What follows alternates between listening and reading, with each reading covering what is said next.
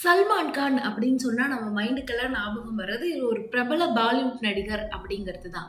ஆனா சல்மான் கானும் சர்ச்சைகளும் அப்படின்னே சொல்ற அளவுக்கு இவரை சுத்தி பல சர்ச்சைகள் இருக்கு. அதுல ரொம்ப முக்கியமா இவர் உயிருக்கே ஆபத்து விளைவிக்கிற வகையில ஒரு கேங்ஸ்டர் கும்பலே இவரை துரத்திட்டு இருக்கு. அண்ட் இதுக்கு காரணம் இவர் ஒரு மான வேட்டையாடினது தான். அந்த மானுக்கும் கேங்ஸ்டர் கும்பலுக்கும் என்ன சம்பந்தம்? சல்மான் கானோட உயிருக்கே ஆபத்து விளைவிக்கிற அளவுக்கு சல்மான் கான் அப்படி என்ன பண்ணாரு அப்படிங்கறதெல்லாம் இந்த வீடியோல விரிவா பார்க்கலாம். நீங்க பார்த்துட்டு இருக்கிறது கலி ரிப்போர்ட்ஸ். நான் உங்கள் லோகு சுஜி. சல்மான் கான் அப்படிங்கிறவர் பிரபல பாலிவுட் நடிகர். ஸோ ஏற்கனவே நான் சொன்ன மாதிரி சல்மான் கானும் சர்ச்சைகளும் அப்படின்னே சொல்லி நம்ம ஒரு டாபிக் பேசலாம். அந்த அளவுக்கு சல்மான் கானை சுற்றி அவ்வளோ சர்ச்சைகள், கோர்ட்டு கேஸு வாய்தான்னு எப்போ பாரு கோர்ட்டுக்கு என் சொந்தமானவர் மாதிரியே அடிக்கடி பல சர்ச்சைகளில் சிக்கிறவர் தான் சல்மான் கான். ஸோ சல்மான் கான் அப்படின்னு சொன்னால் எல்லாருடைய மைண்டுக்கும் முதல்ல ஞாபகம் வர்றது மான் வேட்டை இந்த சர்ச்சை தான் அப்படின்னு சொல்லணும். இந்த மான் வேட்டை சர்ச்சையில சல்மான் கான் அவர்கள் சிக்கினதுக்கு பிறகு கிட்டத்தட்ட 20 வருடங்களுக்கு மேலா கோர்ட்டு கேஸ்ன்னு அலைஞ்சிக்கிட்டு தான் இருக்காரு. ஒரு பக்கம் கோர்ட் கேஸ்ன்னு சல்மான் கான் அலைஞ்சிட்டு இருக்க, இன்னொரு பக்கம் ஒரு மிகப்பெரிய கேங்ஸ்டர் கும்பல் சல்மான் கானை கொல்றதுக்காக துரத்திக்கிட்டு இருக்கு. அப்படி சல்மான் கான் அவர்கள் என்ன பண்ணியிருக்காரு அப்படிங்கிறத பார்க்கலாம். 1998ல இவர் ஒரு ஃபேமஸான பாலிவுட் ஹீரோவா மாறிட்டாரு. ஸோ எல்லாருக்குமே தெரியும், மிகப்பெரிய பாலிவுட் ஹீரோவா இருக்கிற சல்மான் கான் ஹும் சதா சதா ஹேன் அப்படின்ற படத்துல நடிச்சிட்டு இருக்காரு. ஸோ இந்த படத்துல நடிச்சிட்டு இருக்கும்போது தான் 1998 அக்டோபர் 1ஆம் தேதி மான் வேட்டையாடுதலுக்காக காட்டுக்குள்ள போறாரு. அப்படி இவர் காட்டுக்குள்ள போகும்போது இவர் கூட யார் யார் இருக்காங்கன்னு பார்த்தீங்கன்னா, ஆக்டர் சைஃப் அலி கான், ஆக்ட்ரஸ் தபு, நீலம், சுனாலி பிந்த்ரா அண்ட் இது மட்டும் இல்லாம உள்ளூர்காரர் ஒருத்தரும் இவங்க கூட இருந்திருக்காங்க. இவங்க எல்லாருமே சேர்ந்து காட்டுக்குள்ள வேட்டைக்கு போயிருக்காங்க. சல்மான் கான் அவர் வச்சிருந்த துப்பாக்கி மூலமா ஒரு மானை சுடுறாரு. இந்த மான் தான் பிளாக் பக்ஸ் அப்படின்னு சொல்லப்படுது. இந்த மானை இவர் சுட்டதுதான் இப்போ மிகப்பெரிய கேஸுக்கு காரணம். ஸோ இந்த மான் ஏன் இவ்வளோ ஸ்பெஷலாக பார்க்கப்படுது அப்படின்னா, இது ஒரு என்டேஞ்சரஸ் அனிமல் அப்படின்னு சொல்றாங்க. அதாவது அழியக்கூடிய தருவாயில இருக்கிற ஒரு அனிமல். ஸோ அப்படிப்பட்ட ஒரு அனிமலை இவர் கொன்னதுதான் இவ்வளோ பெரிய கேஸுக்கு காரணம். இது எந்த அளவுக்கு சல்மான் கானுடைய வாழ்க்கையில கனெக்ட் ஆயிருக்கு அப்படின்னு பாத்தீங்கன்னா, கூகுள்ல போய் நீங்க பிளாக் பக்ஸ் அப்படின்னு சர்ச் பண்ணீங்கன்னா கூடவே சல்மான் கான் அப்படின்னு இவருடைய பேர் தான் வருது. அந்த அளவுக்கு பிளாக் பக்ஸ் சல்மான் கான் வாழ்க்கையில முக்கியமான இடம் பெற்றிருக்கு அப்படின்னு சொல்லணும். இந்த மானை 1998ல இவர் கொன்னதுக்கு பிறகுதான் இவருடைய வாழ்க்கையை மாற்றுற அளவுக்கு ஒரு மிகப்பெரிய கேஸ்ல மாற்றாரு. இந்த கேஸை இவர் மானை கொன்ன சில மாதங்கள்ல அங்க இருக்கிற பிஷோனி அப்படின்ற பிரிவினர் இவர் மேல போடுறாங்க. காரணம், பிளாக் பக்ஸ் அப்படின்ற அந்த மானை அவங்க தெய்வத்துக்கு ஈக்குவலா நினைக்கிறாங்க. அண்ட் இப்படிப்பட்ட மானை இவர் கொன்னுட்டாரு அப்படிங்கிறதுனால அவர் மேல கேஸ் போடப்படுது.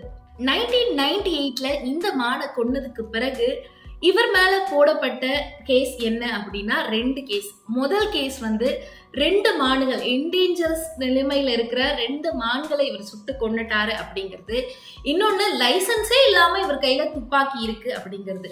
இந்த கேஸ் 1998க்கு பிறகு அடுத்தடுத்து வாய்தாக்கு வருது. 2006ல, 2007ல அண்ட் 2012, 2022 வரைக்கும் இன்னும் இந்த கேஸ் தொடர்ந்து 2024லயும் நடந்துகிட்டு தான் இருக்கு. இப்படி அடுத்தடுத்து இந்த கேஸ் ஹைகோர்ட்டுக்கு போகுது, சுப்ரீம் கோர்ட்டுக்கு போகுது அண்ட் திரும்பி ஜோத்பூர் கோர்ட்ல 2018ஆம் ஆண்டு இதுக்கு ஒரு தீர்ப்பு கிடைக்குது. அந்த தீர்ப்புல என்ன சொல்றாங்க அப்படின்னா, இந்த மாதிரி இவர் மான கொன்னது கன்ஃபார்ம் ஆகுறதுனால இவருக்கு 10,000 ரூபாய் ஃபைனும் 5 வருஷம் ஜெயிலும் கொடுக்குறாங்க. ஸோ இந்த தீர்ப்பை எதிர்த்து மீண்டும் சல்மான் கான் அவர்கள் மேல்முறையீடு பண்றாரு. மேல்முறையீடு பண்ணி ஜாமீன்ல தான் இப்போ வெளில இருக்காரு. ஸோ இந்த கேஸ் ஒரு பக்கம் இன்னும் கோர்ட்ல நடந்துட்டு இருக்கும்போது, இன்னொரு பக்கம் ஒரு கேங்ஸ்டர் கும்பல், பிஷோனி பிரிவினர்ல இருந்து வந்த ஒரு கேங்ஸ்டர் கும்பல் சல்மான் கானை கொல்லணும் அப்படின்னு ஆரம்பிச்சிருக்காங்க. ஸோ இந்த கேங்ஸ்டர் கும்பலோட தலைவர் அப்படின்னா அது லாரன்ஸ் பிஷோனி. முதல்ல இந்த பிஷோனி பிரிவினருக்கு ஏன் இந்த மான் இவ்வளோ முக்கியம் அப்படிங்கிறத நம்ம பார்த்துடலாம். பிஷோனி அப்படின்னு சொல்லப்படுற இந்த குழுவினர் குரு ஜாமேஸ்வரால 15th செஞ்சுரியில உருவாக்கப்படுறாங்க. ஸோ இந்த பிஷோனி அப்படின்ற பிரிவினர் இந்த பிளாக் பக் மான்களை காப்பாற்றுபவர்களா அவங்கள நினைச்சுக்கிறாங்க. குறிப்பா இந்த மான் தெய்வமான ஜாமேஸ்வர் குருவோட மறுபிறவி அப்படின்னு நினைக்கிறாங்க. குறிப்பா இந்த மான்களை ப்ரொடெக்ட் பண்றதே இந்த பிஷோனி பிரிவினர் தான் அப்படின்னு இந்த பிரிவினரால நம்பப்படுது. இப்படி இருக்கிற பிஷோனி பிரிவினர்ல இருந்து தான் லாரன்ஸ் அப்படின்னு ஒரு பையன் வரான். லாரன்ஸ் 1993ல பிறக்கிறான். சல்மான் கான் அவர்கள் 1998ல, அதாவது லாரன்ஸ் பிஷோனிக்கு ஒரு 5 வயசு இருக்கும் போதுதான் அந்த மானை கொல்றாரு. ஸோ அப்போ இவர் மேல ரிவெஞ்ச் எடுக்கணும்னோ இந்த மாதிரி சல்மான் கானை பழி வாங்கணும் அப்படின்னும் எந்த வித தாட்டும் கண்டிப்பா 5 வயசு பையனான லாரன்ஸ் பிஷோனிக்கு தோணி இருக்க போறது கிடையாது. ஆனா இப்போ பிஷோனி பிரிவினர்ல இருந்து லாரன்ஸ் பிஷோனி ஒரு மிகப்பெரிய கேங்ஸ்டரா மாறி இருக்கான். அண்ட் அது மட்டும் இல்லாம இப்போ லாரன்ஸ் பிஷோனி போலீசாருடைய பிடியில தான் இருக்கான். சிறையில இருக்கும் போதே சல்மான் கானை கொல்றதுக்கு என்னெல்லாம் முயற்சிகள் பண்ண முடியுமோ அதை சிறையில இருந்துகிட்டே பண்றான் அப்படிங்கிறது தான் போலீசாருக்கும் ஊடகத்திற்கும் ஆச்சரியமான ஒரு விஷயமா இருக்கு.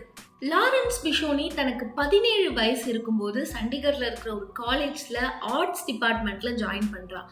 ஆனா இந்த காலேஜ்ல ஃபர்ஸ்ட் இயரே கம்ப்ளீட் பண்ணாம அந்த காலேஜ்ல இருந்து வெளியேறிடுறான். அதன் பிறகு சில வருடங்கள் கழித்து தான் லா காலேஜ்ல ஜாயின் பண்ணி டிகிரி ஆஃப் லாவும் முடிக்கிறான். அது முடிச்ச பிறகுதான் கிரைம் வேர்ல்டுக்குள்ள இவன் என்ட்ரியே கொடுக்குறான். இந்த கிரைம் வேர்ல்டுக்குள்ள இவன் என்ட்ரி கொடுக்கறதுக்கு காரணம் ஸ்டூடெண்ட் பாலிடிக்ஸ் அப்படின்னு சொல்லப்படுது. இவன் எங்க லா படிச்சானோ அந்த காலேஜ்ல இருந்த ஸ்டூடெண்ட் பாலிடிக்ஸ் தான் லாரன்ஸ் பிஷோனி இவ்வளோ பெரிய கேங்ஸ்டரா வளர காரணம் அப்படின்னு சொல்லப்படுது. கிரைம் வேர்ல்டுக்குள்ள இருந்துட்டு இருக்க லாரன்ஸ் பிஷோனி மேல 2010ல தான் ஒரு எஃப்ஐஆர் போடப்படுது. அட்டெம்ப்ட் மர்டர்னு அந்த எஃப்ஐஆர் பதிவாகுது. அதை தொடர்ந்து 2011ல ராபரி அப்படின்ற பேர்ல இன்னொரு எஃப்ஐஆர் போடப்படுது. ஸோ இதை தொடர்ந்து அடுத்து 7-8 வருடங்கள்ல மிகப்பெரிய கேங்ஸ்டரா உருவாகுறான் லாரன்ஸ் பிஷோனி. அண்ட் அது மட்டும் இல்லாம தன்னோட சோசியல் மீடியா பேஜ்ல லாரன்ஸ் பிஷோனி தன்னை ஒரு பேட்ரியாட், அதாவது தேசபக்தி உடையவன் அப்படின்னும் குறிப்பிடுறான். இப்படி மிகப்பெரிய கேங்ஸ்டரா வலம் வந்துட்டு இருக்க லாரன்ஸ் பிஷோனி அடுத்தடுத்து பல கேஸ்ல தான் தான் இன்வால்வ் ஆயிருக்கேன் அப்படின்றத ரொம்ப டைரக்டாவே சோசியல் மீடியா பேஜஸ் மூலமா சொல்றான். அதுவும் குறிப்பா பாடகர் சித்து முத்வாலா கேஸ்ல இவன் தான் இன்வால்வ் ஆயிருக்கான் அப்படிங்கறதும் தெரியுது. அண்ட் இது மட்டும் இல்லாம ஒரு கேங் வார்ல கொல்லப்பட்ட ரவுடிக்காக தான் லாரன்ஸ் பிஷோனிய போலீசார் கைது செய்கிறாங்க. ஸோ லாரன்ஸ் பிஷோனிய கைது செய்த போலீசார் இப்போ அவனை சிறையில அடைச்சிருக்காங்க. இருந்தாலும் போன் மூலமா பல பேரை தொடர்பு கொண்டு தான் ஒரு கேங்ஸ்டர் அப்படிங்கறத நிரூபிக்கிற வகையில இப்ப வரைக்கும் சல்மான் கானோட உயிருக்கு ஆபத்து விளைவிக்கிற வகையில பல விஷயங்களை செஞ்சிட்டு இருக்கான் இந்த லாரன்ஸ் பிஷோனி. சல்மான் கான் கொண்ட அந்த மான் தன்னோட பிஷோனி பிரிவினரோட மிகப்பெரிய அடையாளம், அது ஒரு தெய்வம் அப்படிங்கறத திருப்பி திருப்பி வலியுறுத்துற லாரன்ஸ் பிஷோனி எப்படியாவது சல்மான் கானை கொல்றதா தன்னோட வாழ்க்கையோட லட்சியமே அப்படின்னு சொல்றான். இதுக்காக 2020ஆம் ஆண்டு ஏற்கனவே சல்மான் கான் மேல ஒரு கொலை முயற்சியும் நடந்திருக்கு. அதை தொடர்ந்து 2023ஆம் ஆண்டு சல்மான் கானுக்கு ஒரு கொலை மிரட்டல் கடிதம் வந்திருக்கு. இந்த கொலை மிரட்டல் கடிதத்துல சல்மான் கானுடைய அப்பாவும் சல்மான் கானும் எப்படி பாடகர் சித்து முத்வாலா கொல்லப்பட்டாரோ அதே மாதிரி நீங்களும் கொல்லப்படுவீங்க அப்படின்னு அந்த லெட்டர்ல இடம்பெற்றிருக்கிறதா சொல்றாங்க. சோ இப்போ இதையெல்லாம் தாண்டி இந்த 2024 ஏப்ரல் 14ஆம் தேதி சல்மான் கான் இருக்கிற மும்பைல பாந்த்ரா அப்படிங்கிற இடத்துல அவருடைய வீட்டுக்கு அருகில துப்பாக்கி சூடு நடத்தி இருக்காங்க. அண்ட் இந்த துப்பாக்கி சூடு நடத்துனது விக்கி குப்தா அண்ட் சாகர் பால் அப்படின்ற இவங்க 2 பேர் தான் அப்படின்னு போலீசார் ஒரு சில தினங்களுக்கு முன்னாடி இவங்களை கைது பண்ணியிருக்காங்க. அண்ட் அது மட்டும் இல்லாம இவங்களுக்கு துப்பாக்கி கொடுத்தது அனுதபான், சோனு சுபாஷ் அப்படின்ற இவங்க 2 பேர் தான் அப்படின்னு இன்னும் 2 பேரையும் போலீசார் கைது பண்ணியிருக்காங்க. மொத்தம் 4 குற்றவாளிகள் போலீசாருடைய பிடியில இருந்த நிலையில இப்போ அனுதபான் அப்படின்னு சொல்றவர் தான் சூசைட் அட்டெம்ப்ட் பண்ணி இறந்திருக்காரு. சல்மான் கான் வீட்டுக்கு அருகில ஏப்ரல் 14ஆம் தேதி நடந்த அந்த துப்பாக்கி சூடுக்கு லாரன்ஸ் பிஷோனி தான் பொறுப்பு அப்படின்னு அவருடைய தம்பி அன்மோல் பிஷோனி சோசியல் மீடியா பேஜ்ல ரொம்பவே தெளிவா பகிரங்கமா அறிவிச்சிருந்தாரு. அண்ட் அதனை தொடர்ந்து குற்றவாளிகளை கைப்பற்றின போலீசார் எப்படியாவது இந்த கேஸ லாரன்ஸ் பிஷோனி மேல போட்டுருவாங்க அப்படின்னு தான் எதிர்பார்க்கப்பட்டிருந்தது. இந்த நிலையில தான் இப்போ அனுதபான் அப்படின்ற ஒரு குற்றவாளி சூசைட் பண்ணி ஹாஸ்பிட்டல் அழைச்சிட்டு போயும் சிகிச்சை பலனின்றி இறந்திருக்காரு. சோ இதனை தொடர்ந்து இப்போ சல்மான் கானுக்கு அடுத்தடுத்து பல கட்ட பாதுகாப்புகள் கொடுக்கப்பட்டாலும் இந்த கேங்ஸ்டர் குழுவினர் எப்படியாவது சல்மான் கானை கொன்னுடுவோம் அப்படின்னு சொல்லி தான் சுத்திட்டு இருக்காங்க.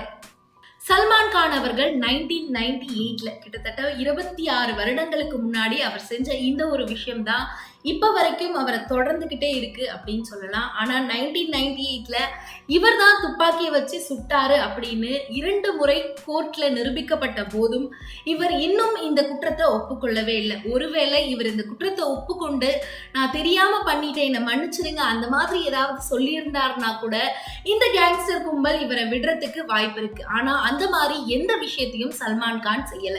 இன்னமும் இந்த கேஸ்க்காக அடுத்தடுத்து வாய்தா வாங்கி ஒரு பக்கம் கோர்ட்ல போராடிட்டு இருக்காரு, இன்னொரு பக்கம் இப்போ கேங்ஸ்டரும் இவரை கொல்ல துடிச்சிட்டு இருக்கிறதுனால அவங்க கிட்ட இருந்தும் தன்னோட உயிரை காப்பாத்திட்டு இருக்காரு. சல்மான் கானுடைய இந்த செயலை பத்தியும் இப்போ அவர் அதுக்காக அனுபவிச்சுட்டு இருக்க இந்த பின்விளைவுகள் பத்தியும் நீங்க என்ன நினைக்கிறீங்கன்னு மறக்காம கமெண்ட் செக்ஷன்ல கமெண்ட் பண்ணுங்க. அண்ட் இந்த மாதிரி இன்னும் நிறைய தகவல்களை தெரிஞ்சுக்க மறக்காம கேர்லி ரிப்போர்ட்ஸை ஃபாலோ பண்ணுங்க. அண்ட் இந்த மாதிரி இன்னொரு வீடியோல உங்களை சந்திக்கிறேன். Until then, bye. This is Logu Suchi.